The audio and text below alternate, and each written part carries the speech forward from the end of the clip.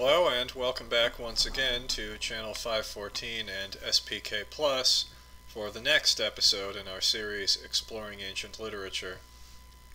Now, what I wanted to discuss tonight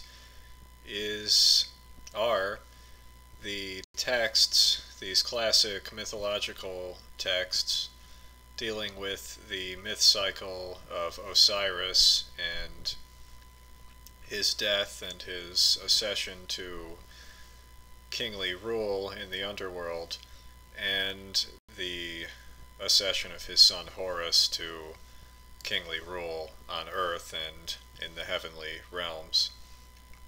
And so there are quite a few texts, or at least quite a few books that we're going to be using, and a few key texts. So if it begins to get lengthy, then I may cut it off about midway and make a second video.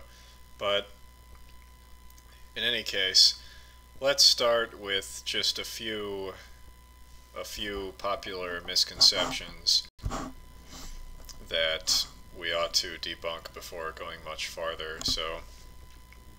So perhaps you've seen the movie Zeitgeist. I haven't seen it myself, but in this film, and as I understand it, in various other contexts, people come across this apocryphal story or legend that the god Horus has all of these similarities with our Lord Jesus Christ, that there are many parallels in their lives, and so both must represent some type or some archetypal figure of a dying and rising god.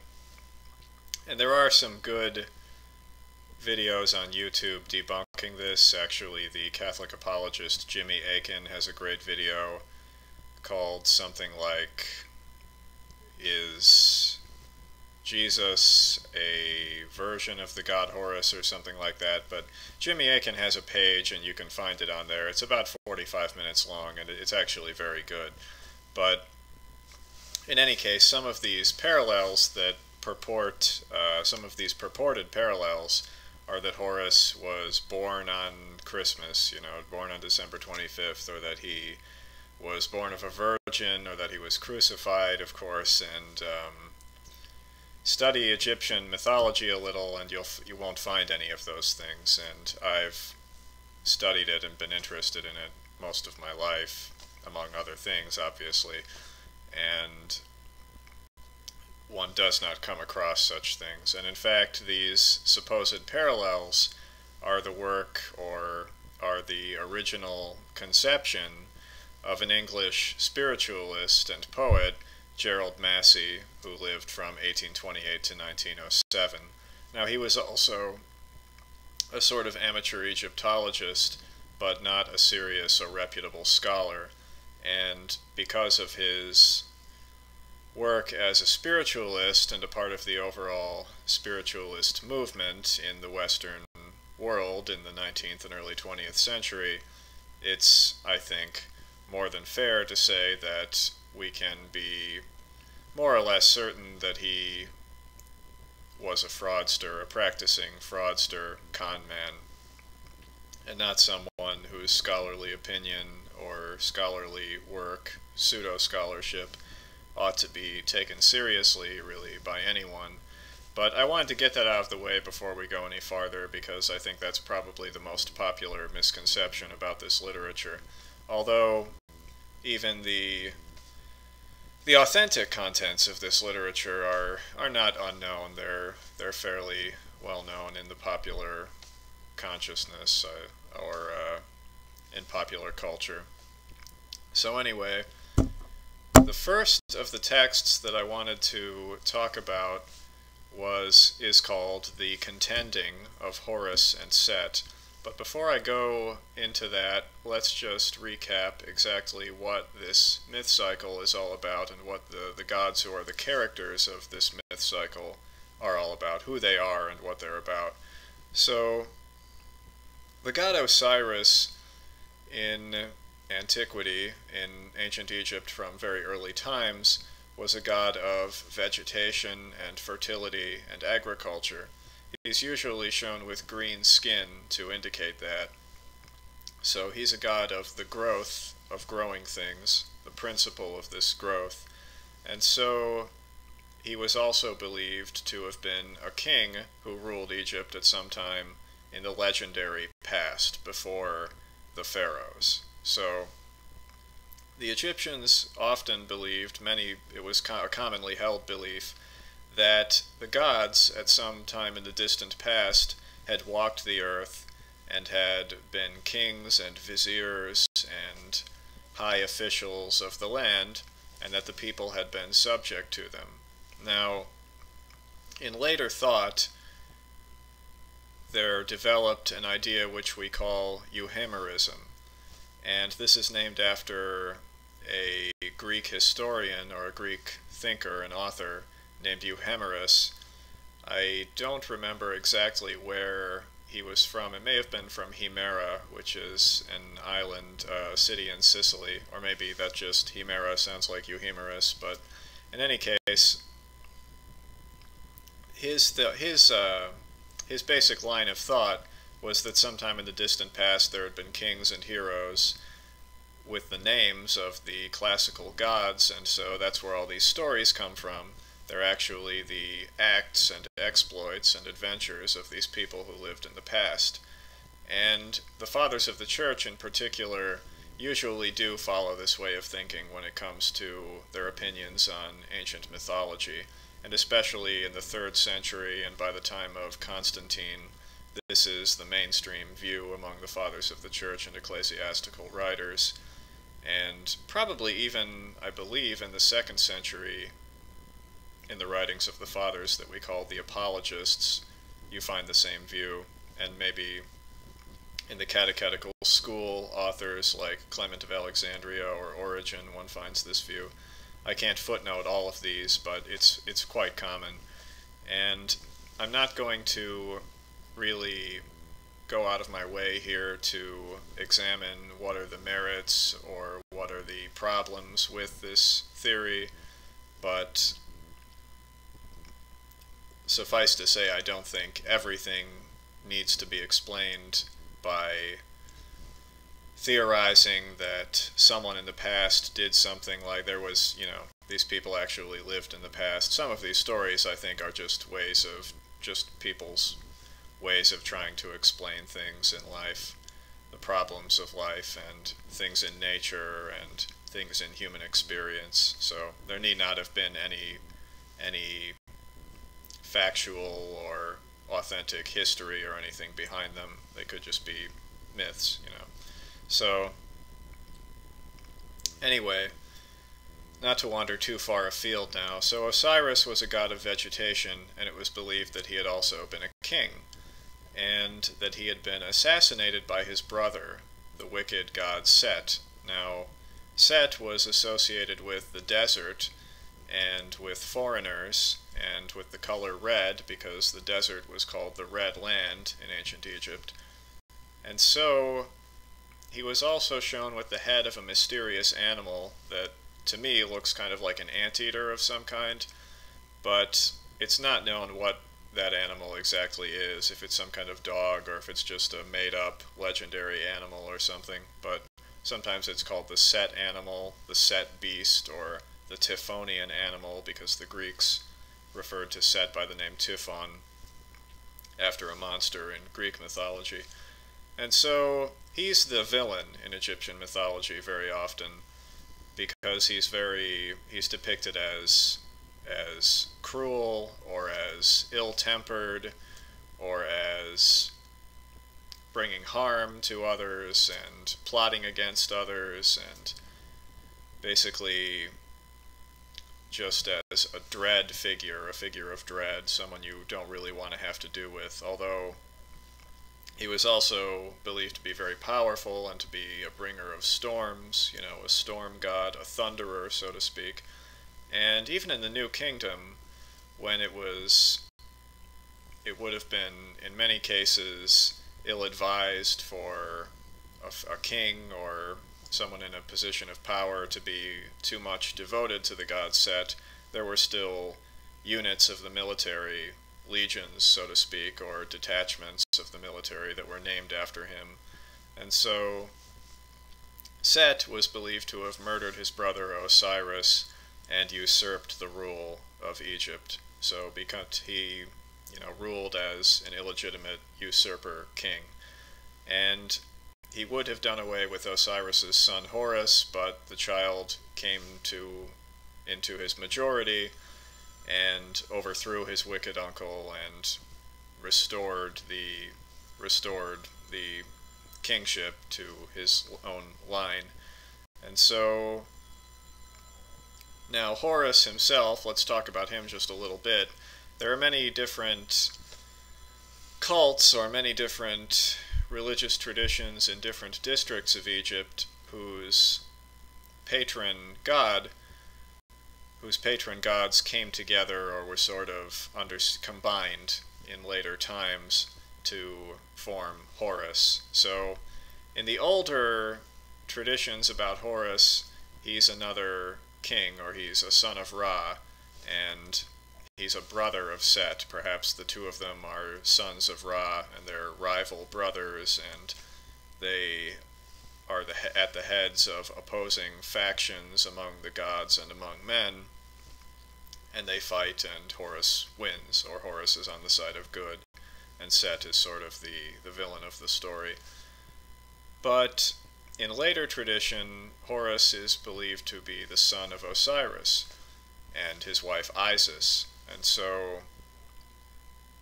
And Isis, of course, figured in our last video. She's a goddess associated with magic and wisdom and secret knowledge and such things, and is often shown with the wings of a kite, a kind of bird, and sometimes with cow horns, with a kind of headdress with cow horns and a sun disk. But anyway, let's see where to go from here. So those are the main characters in our story anyway, and the outline of the story is that Osiris is the king. He's assassinated by his brother, and his wife raises their son, who then avenges his father and becomes king. So the story is related in many different forms, or we have a lot of different texts that connect to it in some way. But actually, before getting into this first text, I'll show a picture. I mentioned that I've used this picture before, actually, in one of our talks in our 10-part series, in the first or the second one of those. So you can see in this one, Osiris is all the way over to one side. As I'm looking at it now, it's the left, but when this video is up, it may be on the right. It probably will be on the right, but you can see he has green skin. He's crowned, and he's holding the crook and the flail, and he's also shown as sort of mummified. But the crook and the flail are emblems of kingship, of course. And of course, this picture depicts someone coming into the underworld and approaching Osiris, and so he's the king there, so that makes good sense, right? And he's shown with green skin. So now, the first text that I really want to talk about here is called The Contending of Horus and Seth, and that's found in this book that we use a lot, The Literature of Ancient Egypt, Yale University Press, edited by William Kelly Simpson. So the translator of this story, it would be Edward F. Wendt, Jr. What does he have to say at the very beginning? I think it's interesting, actually, to look at what he says about this. The longest of the New Kingdom stories, is perhaps the one with the least literary merit, for there is very little in the way of suspense to maintain the reader's interest throughout the narrative. It is the theme of Horus's superiority over his rival Seth. They call him Seth here, sometimes it's Set, but in contending for the throne, previously occupied by Horus's father Osiris, that serves to bind together an episodically constructed tale whose narrative style is especially monotonous. So, he says it's monotonous and it doesn't have much literary merit, but in my opinion, this is the one that's best to talk about. Anyway, no accounting for taste, right? But what happens here at the very beginning of the text is that Horus has grown to adulthood, His mother has raised him in secret to hide him from his wicked uncle. And so now he wants to be king. So he goes to the tribunal of the gods, who, remember, are living on the earth, and he demands that they make him king and make his uncle give up his position. So, of course, his uncle isn't about to do that. Set loves power, and he wants to have the power. He's not going to give anything up, So they're at law. They're at odds with each other, and the case is sort of tied up in court for a long time. And neither one is winning. Neither one seems to be getting an edge. And at the very beginning, the gods are getting tired of this, and so what they say, what Ra says, or Re as it says here, what's the meaning of your... Let's see, no, that's not exactly what I wanted to read there. Let's see.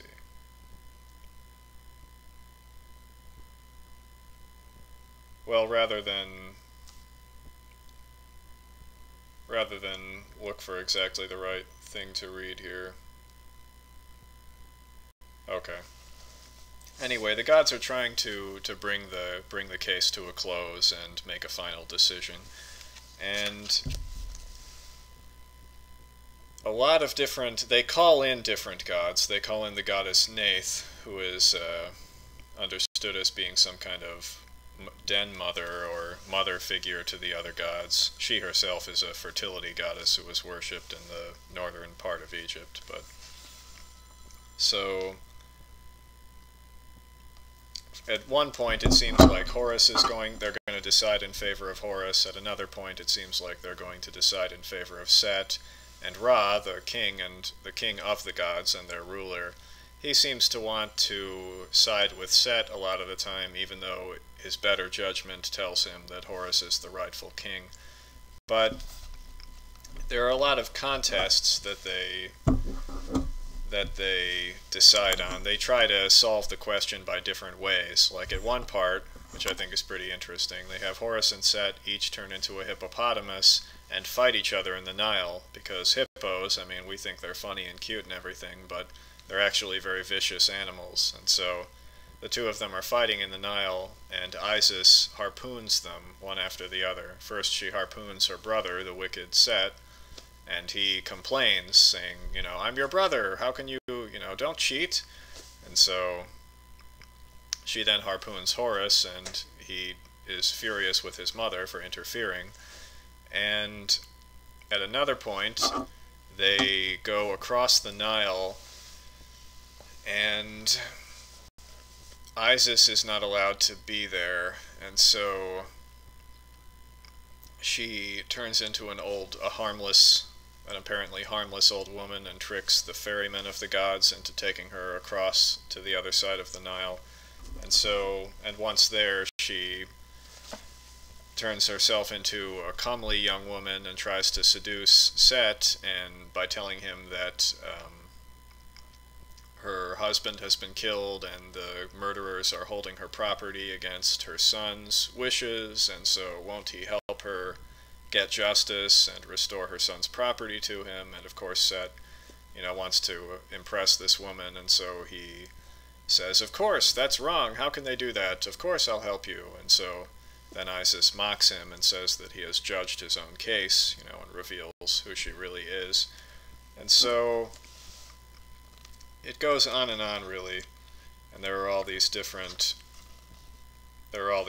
ways they try to decide the question. And Horus and Set at different times, they play sort of pranks on each other. I won't go into them because they get strange and explicit and mythological, with all of these words I don't want to use here. But what happens really is that they just keep the contest going. The contending of Horus and Set just continues, and neither side it seems like it's about to prevail. But finally the gods decide to judge in favor of Horus, and so Set is brought before the gods as a prisoner, and he's told that he has to give up his claim to the throne. And so he finally relents, and as a reward, he's made a god of storms. So he's given a province or a powerful position of his own, and Horus, the rightful king, becomes king of Egypt. So that text is from the New Kingdom, if anyone would like to know that. That's about, I believe it's from sometime between the 16th and 14th centuries BC. The New Kingdom, as we've said before, is 1550 to 1069 BC. So that's the Contending of Horus and Seth. That's from the New Kingdom. So another text that I thought we should use here, and first, before doing that, I have a picture of a statue of Horus here from the 19th dynasty, so actually from about the same time as the story we just read. And there it is. You can see he has the head of a hawk and he's making some kind of offering. But in any case, let's go on to another important text, and this is Plutarch's letter to Clea.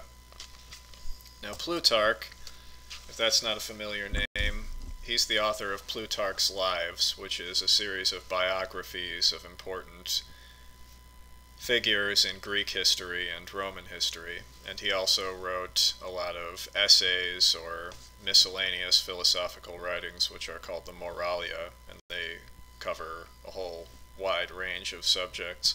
But here's an example of some. These are some books by Plutarch, 2 volumes of the Lives and 1 of his essays. But he was also a priest of Apollo. He lived in the part of Greece called Boeotia in central Greece, where Delphi is, and he was a priest at Delphi for part of his life. He lived in the 2nd century AD. So in this letter to Clea, he's writing to a priestess of Isis. And the cult of the goddess Isis actually had become a sort of widespread religion in the Roman Empire.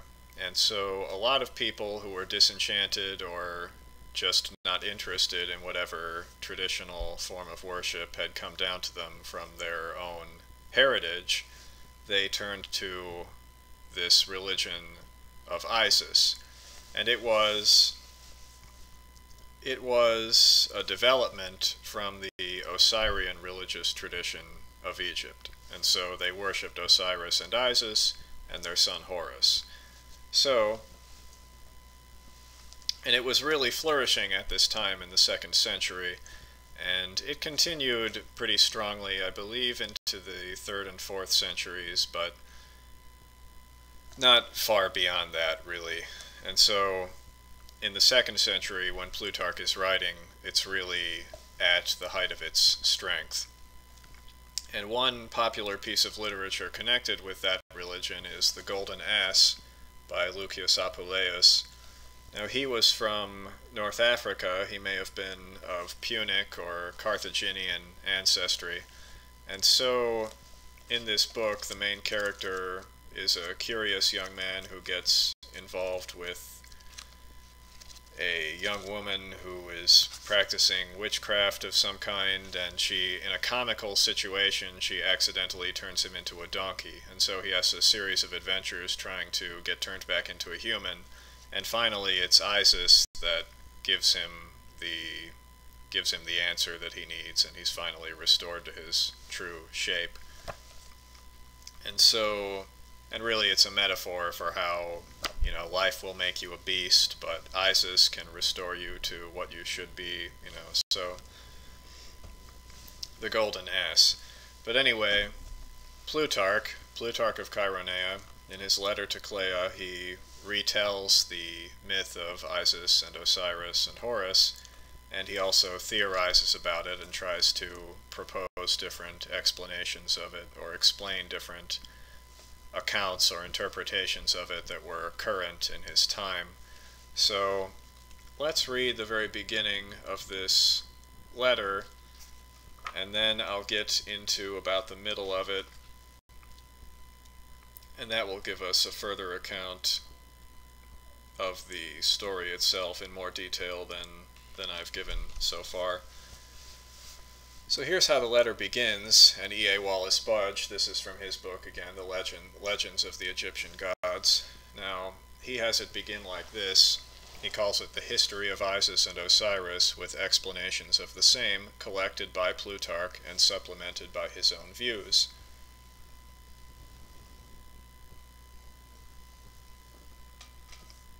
Though it be the wise man's duty, O Clea, to apply to the gods for every good thing which he hopes to enjoy, yet ought he more especially to pray to them for their assistance in his search after that knowledge, which more immediately regards themselves, as far as such knowledge may be attained, inasmuch as there is nothing which they can bestow more truly beneficial to mankind, or more worthy themselves, than truth, for whatever other good things are indulged to the wants of men, they have all, properly speaking, no relation to, and are of a nature quite different from, that of their divine honors. For 'tis not the abundance of their gold and silver, nor the command of the thunder, but wisdom and knowledge which constitute the power and happiness of those heavenly beings.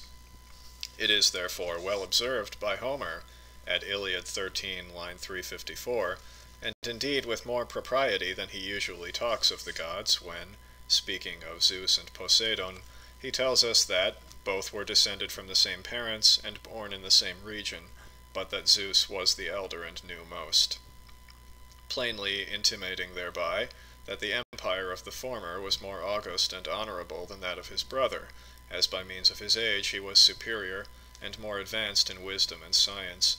Nay, 'tis my opinion, I own, that even the blessedness of that eternity which is the portion of the deity himself consists in that universal knowledge of all nature which accompanies it, for, setting this aside, eternity might be more properly styled an endless duration than an enjoyment of existence. So, in any case, that's the beginning of the letter, just so you get an idea of the sound of the thing. Now, more towards the middle, he begins retelling our story, just like this. And this is chapter 13, if anyone wants to look this up. This is probably on sacredtext.com, actually. And some of the other texts that we'll be using, at least one of them, is on there also. My printout of it is from there, so. Osiris, having become king of Egypt, applied himself to civilizing his countrymen by turning them from their former indigent and barbarous course of life.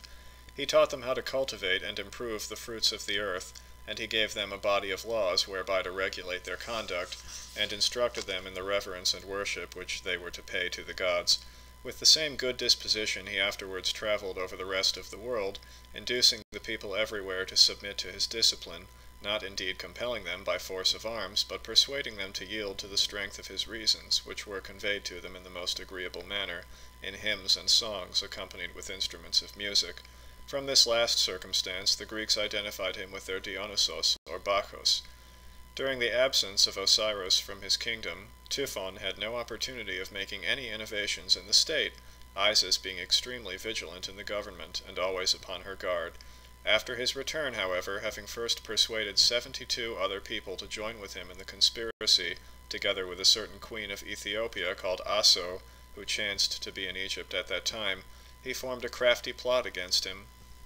For having privily taken the measure of the body of Osiris, he caused a chest to be made of exactly the same size, and it was very beautiful and highly decorated. This chest he brought into a certain banqueting room, where it was greatly admired by all who were present, and Typhon, as if in jest, promised to give it to that man whose body, when tried, would be found to fit it. So, that doesn't sound good, right? Your evil brother, he has a coffin made, a chest, and he wants you to lie down in it and it's so nice, he's gonna give it to you if you fit it just right. And of course he knows how tall you are, so.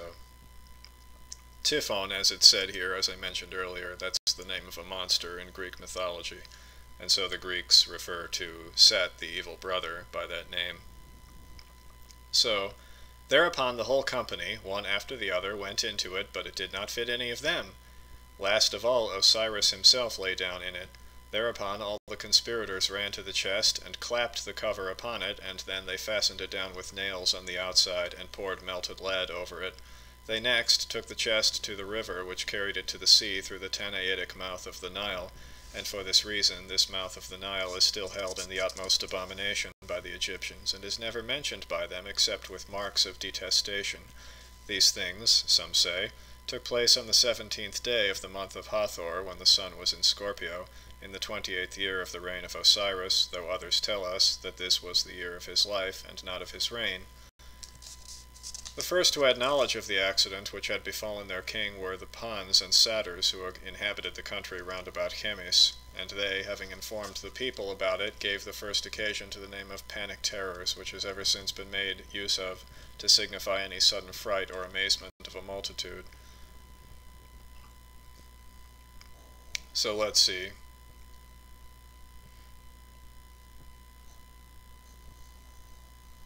Just a moment.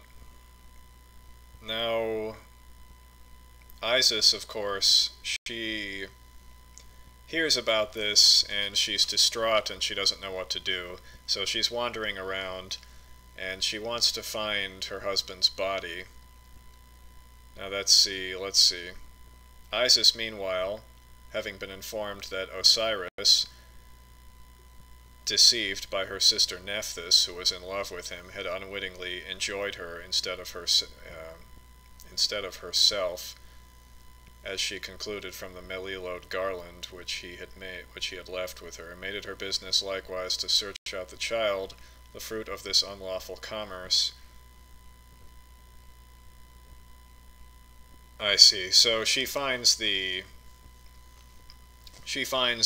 child that her sister has had by her dead husband. Somehow she finds out about that had happened, and she has the child raised, and it becomes the god Anubis, who is a god usually shown with the head of a jackal, a black jackal, and is associated with mummification and the mortuary cult. Anyway, that's not really important to our story. It's just an etiology of where this god came from, what his connection is with the others. But so Isis wants the chest because her husband, who was sealed up in the chest, has been thrown into the Nile near one of its mouths where it goes out into the Mediterranean. So she's looking for it, and at length, it says, at chapter 15, Isis received more particular news that the chest had been carried by the waves of the sea to the coast of Byblos, and there gently lodged in the branches of a bush of tamarisk, which in a short time had grown up into a large and beautiful tree, and had grown round the chest and enclosed it on every side so completely that it was not to be seen.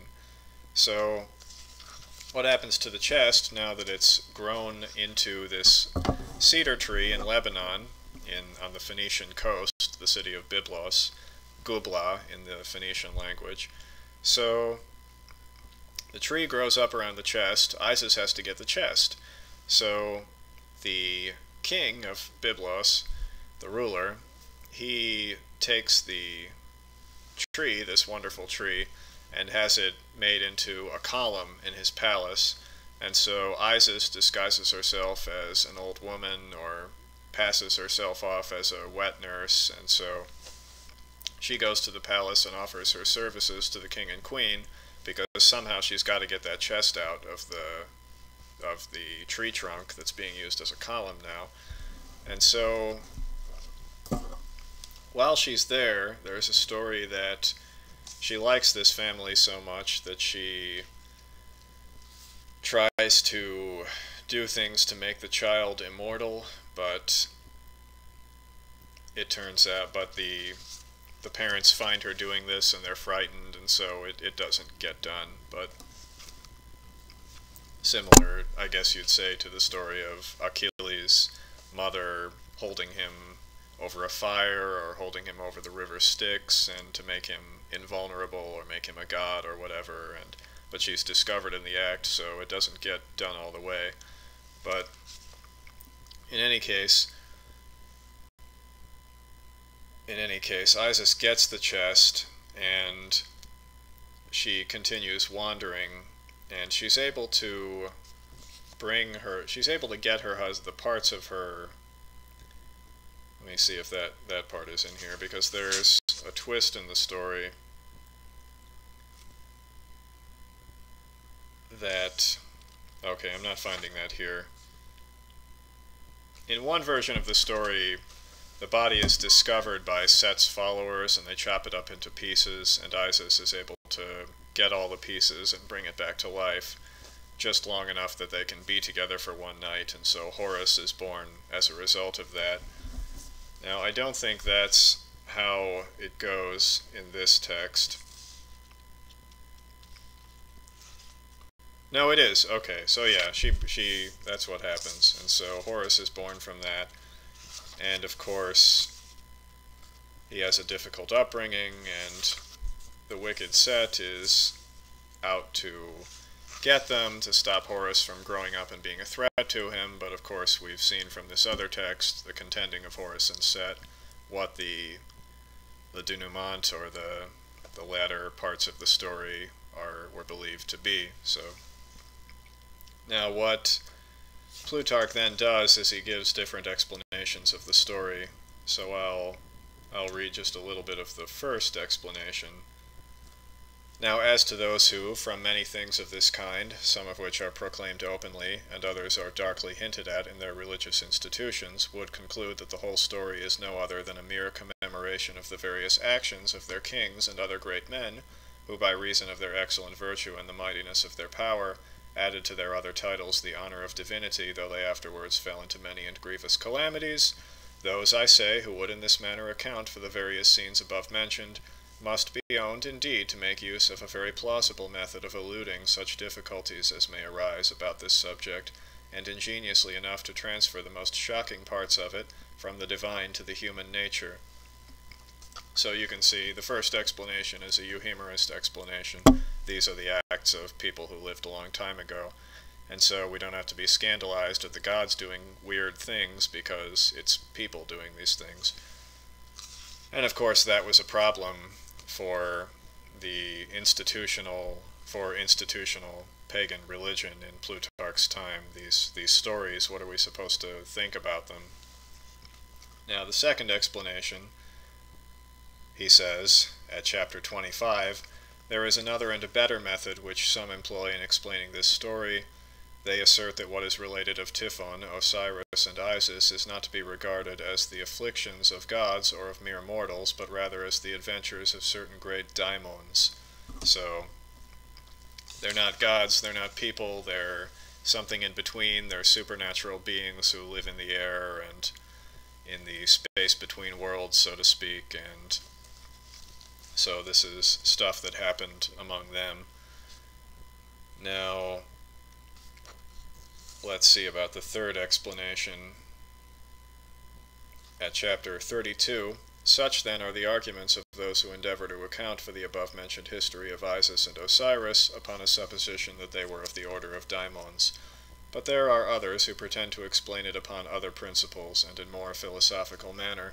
To begin, then, with those whose reasoning is the most simple and obvious, as the Greeks allegorize their Chronos into time and their Hera into air, and tell us that the birth of Hephaestus is no other but the change of air into fire, so these philosophers say that by Osiris the Egyptians mean the Nile, by Isis, that part of the country which Osiris or the Nile overflows, and by Typhon the sea, which by receiving the Nile as it runs into it, does, as it were, tear it into many pieces, and indeed entirely destroys it, excepting only so much of it as is admitted into the bosom of the earth in its passage over it, which is thereby rendered fertile.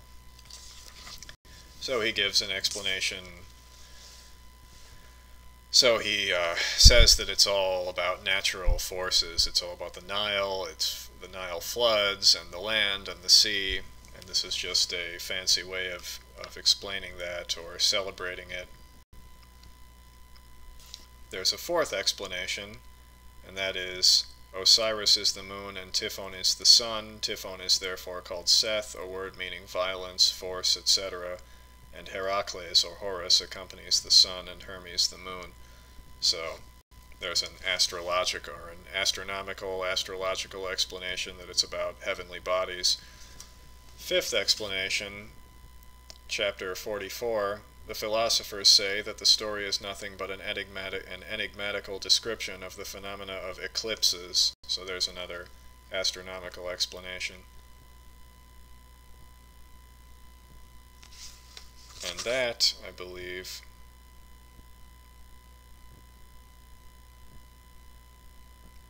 that is it.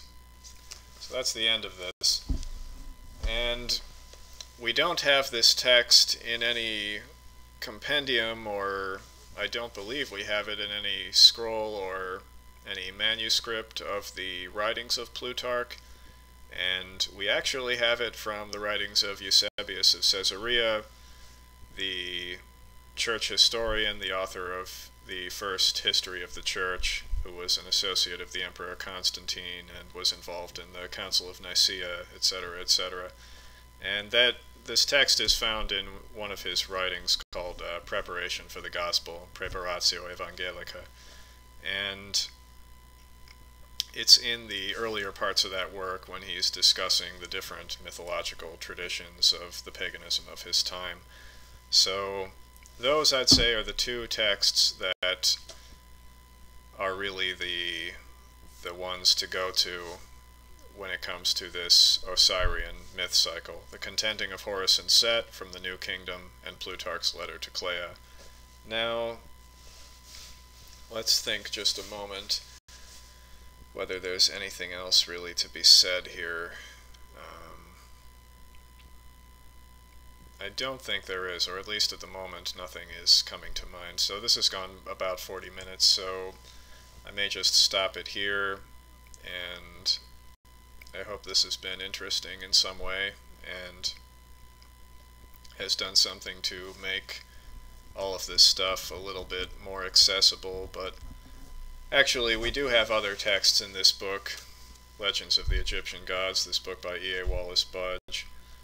There's one called The Legend of Horus of Behutet, in which Horus and Set, as I mentioned earlier, are two sons of Ra who are rivals, and Horus fights on the side of his father Ra and defeats his wicked brother Set.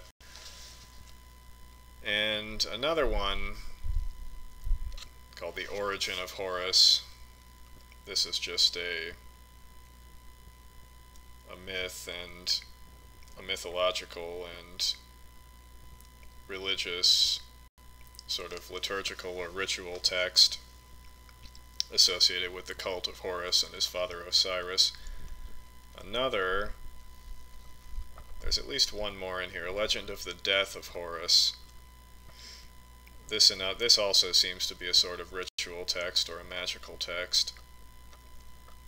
There are quite a few of those, really, that were used in the actual conduct of the religion associated with this myth cycle. Another of those, I have it in this binder here with the pyramid texts. It's called The Burden of Isis, and it's actually, it reads well. It's got some nice language in it. I'll give just an example, a brief example of how this kind of thing sounds.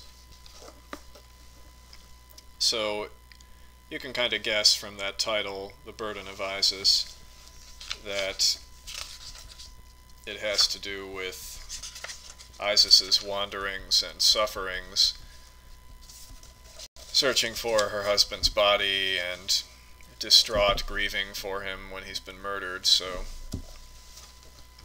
here's the kind of thing you'll find in here, and this is very early in the text in a section called The Laments of Isis and Nephthys. Nephthys is her sister. Lo, I invoke thee with wailing that reacheth high as heaven, yet thou hearest not my voice. Lo, I thy sister, I love thee more than all the earth, and thou lovest not another as thou dost thy sister. Surely thou lovest not another as thou dost thy sister. Behold now, Nephthys speaketh. Behold the excellent sistrum-bearer. Come to thy temple, cause thy heart to rejoice, for thy enemies are not. All thy sister goddesses are at thy side and behind thy couch, calling upon thee with weeping. Yet thou art prostrate upon thy bed. Hearken unto the beautiful words uttered by us and by every noble one among us. Subdue thou every sorrow which is in the hearts of us thy sisters. O thou strong one among the gods, strong among men who behold thee. We come before thee, O Prince, our Lord. Live before us, desiring to behold thee. Turn not thou away thy face before us. Sweeten our hearts when we behold thee, O Prince. Beautify our hearts when we behold thee. I, Nephthys, thy sister, I love thee.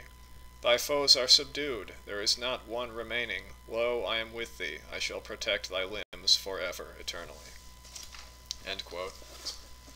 So the Burden of Isis, that's an example of all these lesser texts that are of a more ritual or ceremonial or magical nature than these other ones that are more literary and mythological. So I think we've covered this well enough, and I hope you have a great feast day tomorrow and a wonderful weekend, and we'll be back at this whenever we're back at this, but I'm sure it won't be long. So thanks for watching, and please continue to do so, and we'll see you soon.